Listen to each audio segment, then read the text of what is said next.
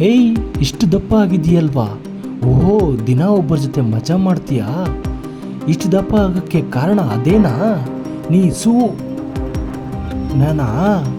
ಹೀಗೆ bad comments ಮಾಡೋ ಬ್ಯಾಡ್ ಬಾಯ್ಸ್ಗೆ ನಟಿ ನೀತು ಶೆಟ್ಟಿ ಸಖತ್ ತಿರುಗೇಟು ನೀಡಿದ್ದಾರೆ. ಅಷ್ಟಕ್ಕೂ ಏನಿದು ನೀತು ಬಾಡಿ ಶೇಮಿಂಗ್ ವಿವಾದ ಅಂತೀರಾ? ಈ ಸ್ಟೋರಿ ನೋಡಿ.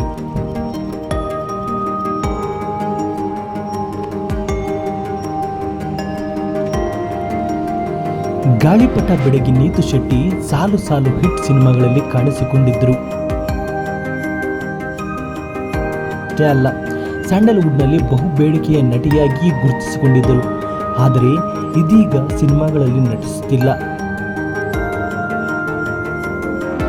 ಈ ಬಗ್ಗೆ ನಟಿ ನೀತು ಸಂದರ್ಶನವೊಂದರಲ್ಲಿ ಓಪನ್ ಆಗಿ ಮಾತನಾಡಿದ್ದಾರೆ.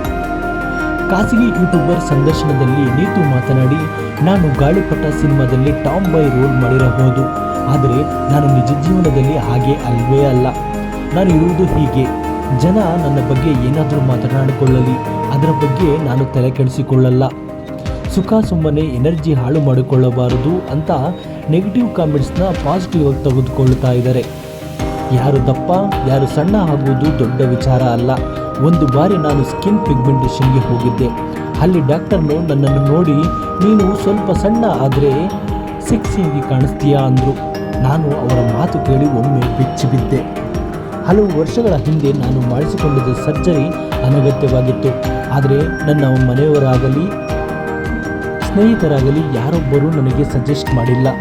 ನನ್ನ ಊಟದ ಬಗ್ಗೆಯೂ ಪ್ರತಿ ಸಲ ಕಾಮೆಂಟ್ ಮೂಲಕ ಮಾಹಿತಿ ನೀಡ್ತಾರೆ. ನೀನು ದಪ್ಪ ಇದೆಯಾ ಅಂದರೆ ದಿನ ಯಾರ ಜೊತೆಯಾದರೂ ಇದೆಯಾ ಅಂತ ಹೇಳುವ ಜನರೂ ಇದ್ದಾರೆ. ನನಗೆ ಬಾಯ್ ಫ್ರೆಂಡ್ ಕೂಡ ಇರಲಿಲ್ಲ. ದಿನ ಒಬ್ಬೊಬ್ಬರ ಜೊತೆ ಮಜಾ ಮಾಡುತ್ತಿರುವ ಬಗ್ಗೆಯೂ ಮಾತುಗಳು ಕೇಳಿ ಬರ್ತಿದೆ. ಆ ಮಾತುಗಳ ನೆನೆದರೆ ತುಂಬ ಬೇಸರ ಆಗುತ್ತದೆ. ಯಾಕೆ ನಾನು ದಪ್ಪ ಆಗಿದ್ದೀನಿ ಅನ್ನೋ ಅಷ್ಟೇ ಕಾರಣಕ್ಕೆ ನನ್ನ ಬಗ್ಗೆ ಹೀಗೆ ಕೆಟ್ಟದಾಗಿ ಕಾಮೆಂಟ್ ಮಾಡ್ತಾರಾ ಅಂತ ಅನಿಸುತ್ತೆ. ನನ್ನ ದೇಹದ ಬಗ್ಗೆ ಕಾಮೆಂಟ್ ಮಾಡಿದರೆ ನನ್ನ ಮನಸ್ಸಿಗೆ ತೆಗೆದುಕೊಳ್ಳುವುದಿಲ್ಲ. ದೇಹ ತೂಕದಿಂದ ಅದೆಷ್ಟೋ ನೋವು ಅನುಭವಿಸಿದ್ದೀನಿ, ಎಷ್ಟೋ ಕಳೆದುಕೊಂಡಿದ್ದೀನಿ. ಅದನ್ನು ಯಾರೂ ಅರ್ಥ ಮಾಡಿಕೊಳ್ಳುವುದಿಲ್ಲ. ತುಂಬ ಖುಷಿಯಾಗಿದ್ದೀರಾ ಅನಿಸುತ್ತೆ, ಅದಕ್ಕೆ ದಪ್ಪ ಆಗಿರುವುದು ಎಂದು ನೇರವಾಗಿಯೂ ಸಹ ಕೆಲವರು ಕೇಳ್ತಾರೆ. ನಾನು ಹೇಗಾದರೂ ಇರ್ತೀನಿ, ಯಾಕೆ ದಪ್ಪ ಅಂತ ಹೇಳ್ತೀರಾ? ನಿಮ್ಮ ಮನೆ ಅನ್ನ ಇನ್ನು ತಿನ್ನುವುದಿಲ್ಲಲ್ಲ. ದಪ್ಪ ಇದ್ದಾರೆ ಅನ್ನೋದು ಕಾಮೆಂಟ್ ಮಾಡೋದಕ್ಕೆ ಫ್ರೀ ಪಾಸ್ ಮಾಡಿಸ್ಕೊಂಡಂಗಿದ್ದಾರೆ. ಸಾಮಾನ್ಯವಾಗಿ ನಾನು ನಿಜ ಜೀವನದಲ್ಲಿ ಒಂಟಿಯಾಗಿರೋದಕ್ಕೆ ಇಷ್ಟಪಡ್ತೀನಿ. ನಾನು ದಪ್ಪ ಆಗಿರೋದಕ್ಕೆ ಇಷ್ಟೆಲ್ಲ ಯೋಚನೆ ಮಾಡುತ್ತಿರುವುದು ತಪ್ಪು. ಸಾಮಾಜಿಕ ಜಾಲತಾಣಗಳಲ್ಲಿ ನಾನು ಏನೇ ವಿಭಿನ್ನವಾಗಿ ಪೋಸ್ಟ್ ಮಾಡಿದರೆ ಅಥವಾ ಕಾಮೆಂಟ್ ಮಾಡಿದರೆ ಮೊದಲು ಸಣ್ಣ ಆಗು, ಆಮೇಲೆ ಅಭಿಪ್ರಾಯ ಹೇಳು ಅಂತಾರೆ.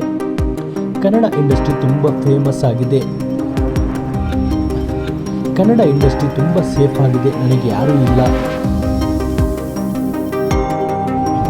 ಯಾರೂ ಚಿತ್ರರಂಗದಲ್ಲಿ ಬೆದರಿಕೆ ಹಾಕಿಲ್ಲ. ನಾನು ಯಾರಿಗೂ ಬೆದರಿಕೆ ಹಾಕಿಲ್ಲ. ಆದರೆ ಕೆಲವು ಡೈರೆಕ್ಟರ್ ನಮ್ಮ ಸಮಯವನ್ನು ದುರ್ಬಳಕೆ ಮಾಡಿದವರು ಇದ್ದಾರೆ. ಅಂದರೆ ಶೂಟ್ ಇದೆ ಎಂದು ಕರೆದು ಇಂದು ಚಿತ್ರೀಕರಣ ಮಾಡುತ್ತಿಲ್ಲ ಎಂದು ಕಳುಹಿಸುವ ಮೂಲಕ ನಮ್ಮ ಜೊತೆ ಆಟ ಆಡಿದವರು ಇದ್ದಾರೆ ಅಂತ ತಮ್ಮ ಬೇಸರದ ಮಾತುಗಳನ್ನು ಹೇಳಿದ್ದಾರೆ.